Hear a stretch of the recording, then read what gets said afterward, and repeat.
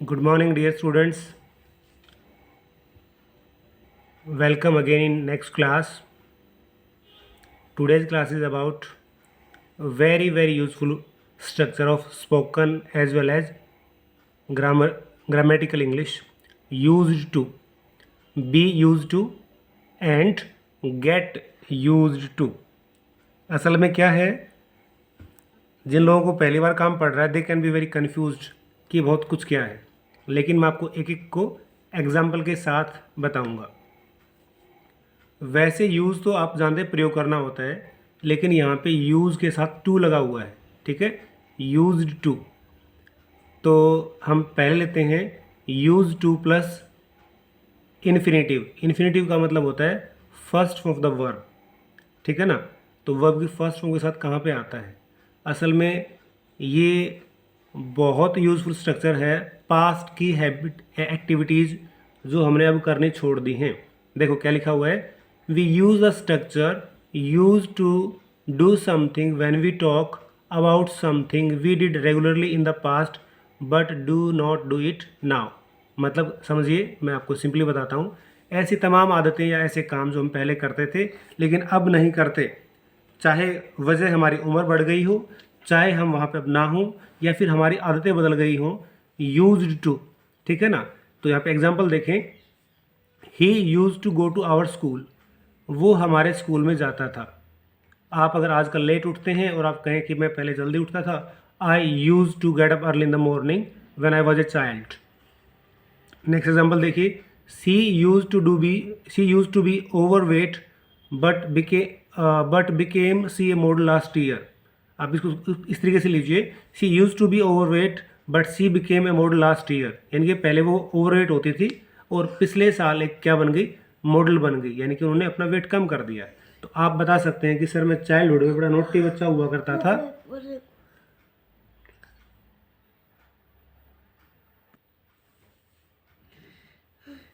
तो हमारी तमाम आदतें जो पहले हमारे साथ थी और हमारी आदतें नहीं ऐसी रेगुलर एक्टिविटी जो किसी और की भी हो, तो उन्हें बता सकते हैं कि पहले लोग मोस्टली यात्राएं पैदल करते थे।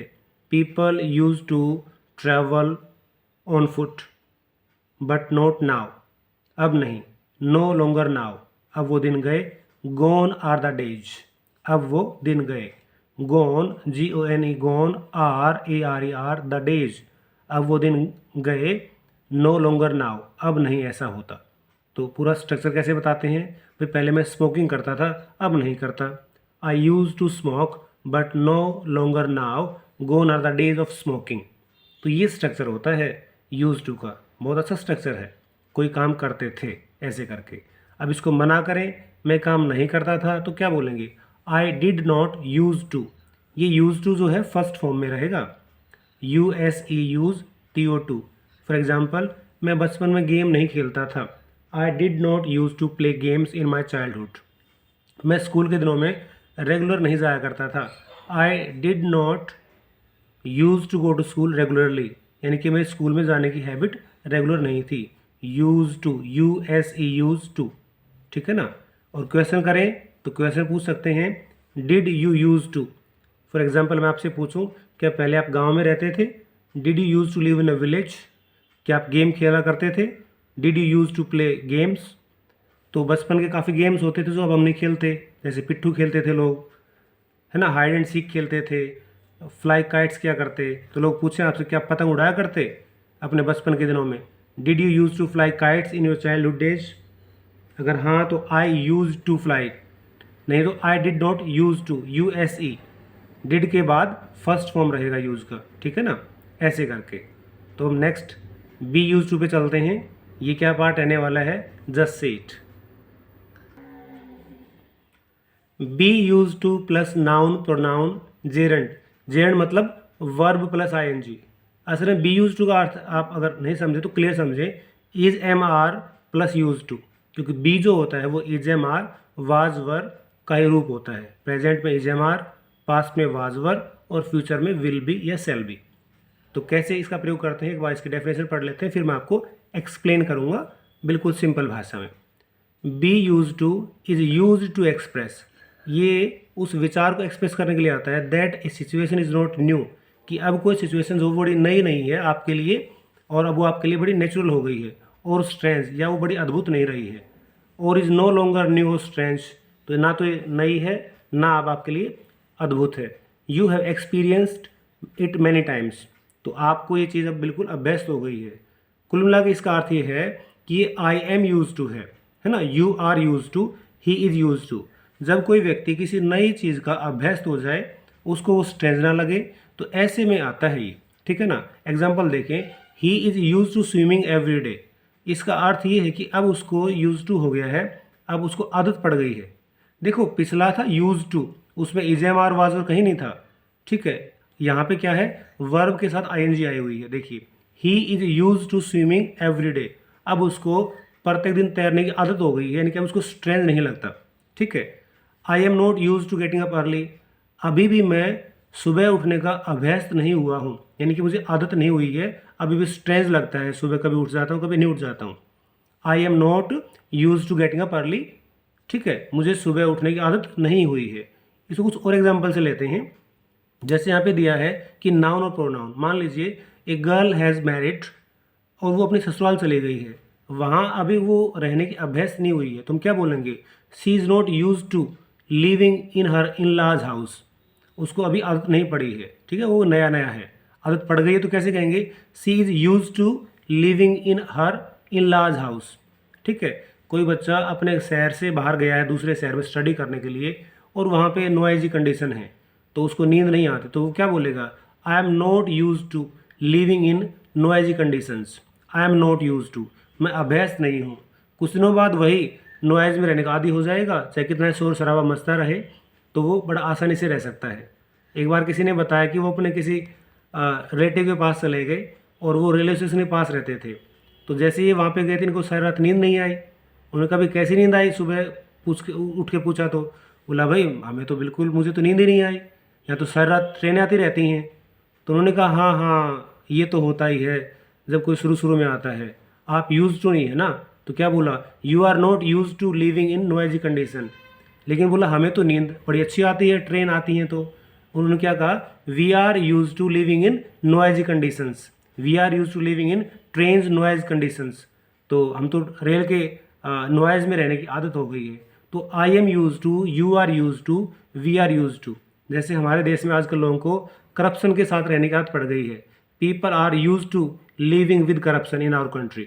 तो ये आप देखिए, आपके सामने मैंने विभिन्न एग्जाम्पल रखे, ठीक है ना। किसी से पूछना हो तो भाई क्या आपको जो है हॉस्टल में रहने की आदत पड़ गई, are you use to living in hostel, क्या आपको घर से बाहर रहने में मज़ा आने लग गया, are you use to living out of your home. तो ये क्वेश्चन भी हम ऐसे कर सकते हैं, are you, is he, are they use to, verb plus I N G, यहाँ पे वर्ब के साथ आई एन जी रहेगा। ये स्ट्रक्चर प्रेजेंट के लिए है, जब हमें किसी काम की आदत पड़ जाती है करने की, ठीक है। नेक्स्ट स्ट्रक्चर पे चलते हैं, लेट्स सी। तो थर्ड पॉइंट पे हमारा get use to plus noun pronoun और जेरेंट। यहाँ पे क्या है देखो, ये एक अलग आदत के लिए बता रहा है। Get use to is used to express that an action situation becomes less strange और न्यू और बिकम मोर कंफर्टेबल, यानी कि ये हमें बताता है कि कोई सिचुएशन है, कोई कंडीशन है, कोई काम है, अब वो उतना परेशान नहीं करता हमें जितना पहले करता था, उतना अटपटा नहीं लगता जितना पहले करता था, ठीक है ना। तो इसका फ्यूचर में प्रयोग होता है, प्रेजेंट में प्रयोग होता है। आप एक एग्जाम्पल लें पहले इंग्लिश का, फिर मैं आपको एक्सप्लेन करूंगा सामान्य शब्दों में, और कई एग्जाम्पल और भी लेंगे। तो एग्जाम्पल देखिए, staff will have to get use to a new way of working. यहाँ पे कोई कह रहा है कि जो हमारा स्टाफ है उसको आदत डालनी पड़ेगी, ठीक है, नए तरीके से काम करने की। तो यानी कि जो नया तरीका होगा वो शुरुआत में अनकंफर्टेबल होगा, स्ट्रेंज होगा, ठीक है ना। तो ऐसी सिचुएशन होगी जिसका इन लोगों को थोड़ा सा अभ्यस्त होना पड़ेगा, तो गेट यूज टू हो जाएगा।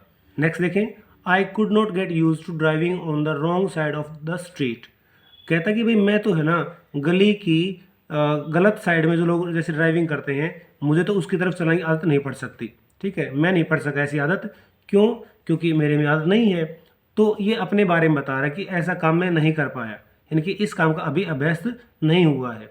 मैं अब आपको कुछ और एग्जांपल देता हूँ जो आपके लिए बड़े सिंपल रहेंगे। मान लीजिए आप स्टेडियम में जाते हैं और स्टेडियम में आप देखते हैं कि आप तो बड़ा स्लो दौड़ते हैं, लेकिन वहाँ पे काफ़ी बच्चे ऐसे आते हैं जो कि रन करते हैं बड़ा फास्ट, क्योंकि वो तैयारी कर रहे हैं किसी भी आर्म्ड फोर्सेज में जाने की।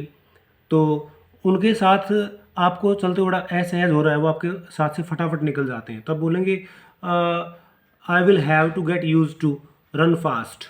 तो यानी कि आपको ये काम करने की आदत डालनी पड़ेगी। या फिर आप ऐसे कहें कि भाई अभी तो है ना, मैं अभ्यस्त नहीं हूँ हैवी एक्सरसाइज का, सर्दियाँ आ गई हैं, तो मैं धीरे धीरे अपने आप को इस आदत में डाल लूँगा। तो I will get use to doing exercise early in the morning for my better health. तो ऐसे करके मैं इनको अपने हैबिट में डाल लूँगा, तो धीरे धीरे फिर आपके लिए लेस कंफर्टेबल नहीं रहेगा, मोर कंफर्टेबल हो जाएगा। तो ये था हमारा तीनों यूज टू। कौन सा?